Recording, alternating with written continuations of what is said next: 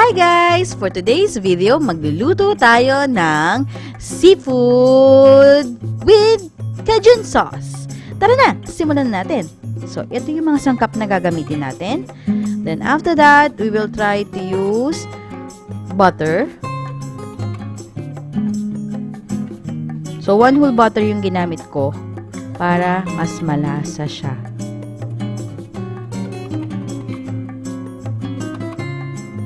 So, haluin lang natin siya hanggang sa matunaw yung butter natin. So, as you can see, tunaw na yung ating butter. So, magigisa tayo ng garlic.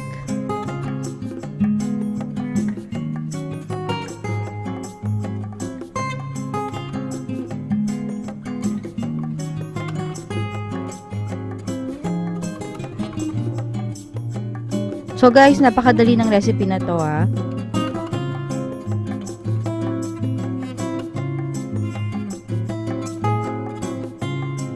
You can try this at home.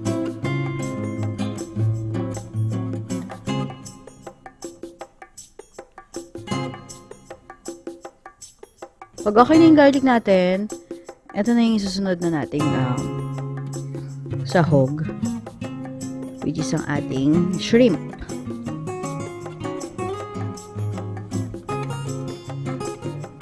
Ang shrimp, madali lang naman siyang maluto. So, pag nakita niyang orange na yung color niya, luto na yun. So, haluin lang natin siya continuously.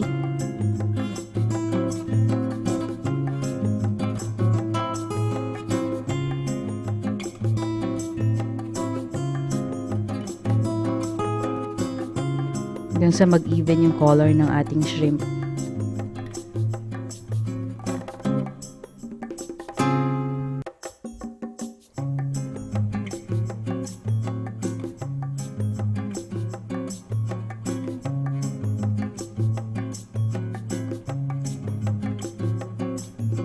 Ang sarap-sarap ng shrimp. I love shrimp.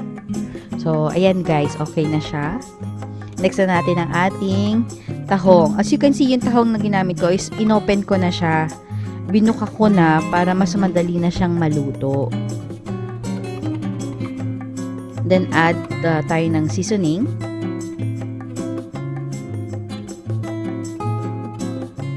Pampalasa.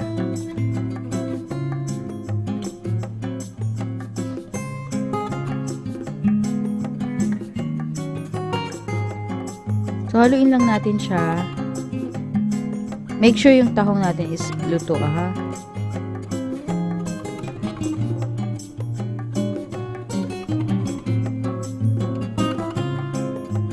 Then, add tayo ng garlic powder.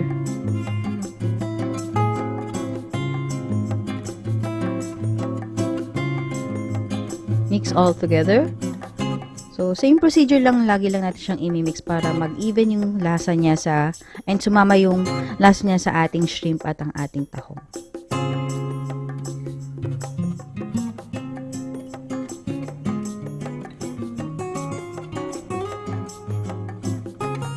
This is my very own recipe. Ganito ko siya ginagawa, yung with Cajun sauce ko.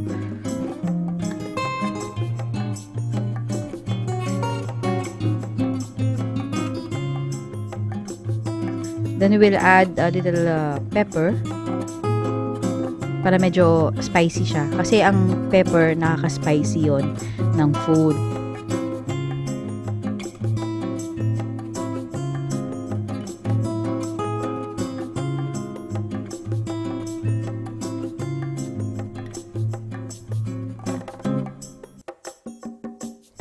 And then, we will add chili flakes.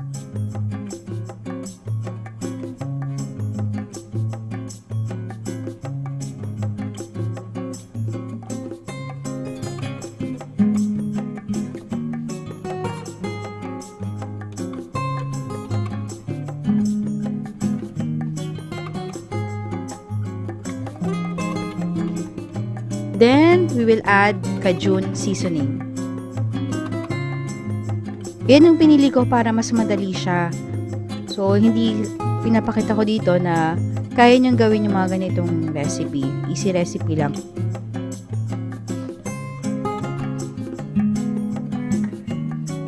So, mix lang natin siya.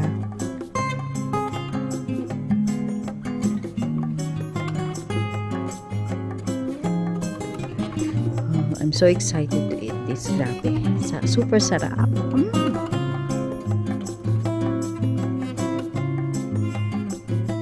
So, malapit na siyang maluto, guys.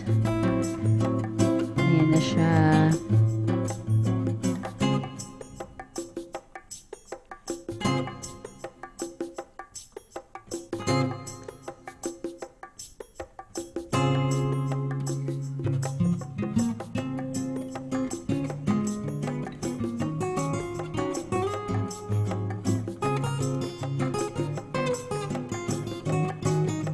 So, ayan na siya, guys.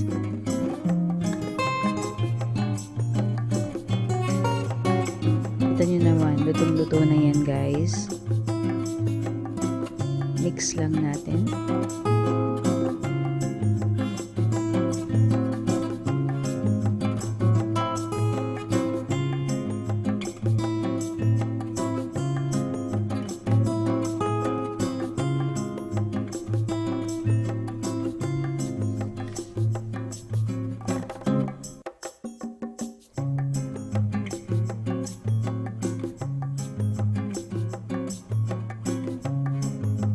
And of course, ayan na siya. So, nakita nyo, naglagay ako ng corn. Separate nyo yung paglaga ng corn. And i-add nyo siya sa ating seafood. So, ayan na siya, guys. My seafood with Cajun sauce. Enjoy! For more videos and updates, don't forget to click subscribe and click the bell button. Thank you! Bye!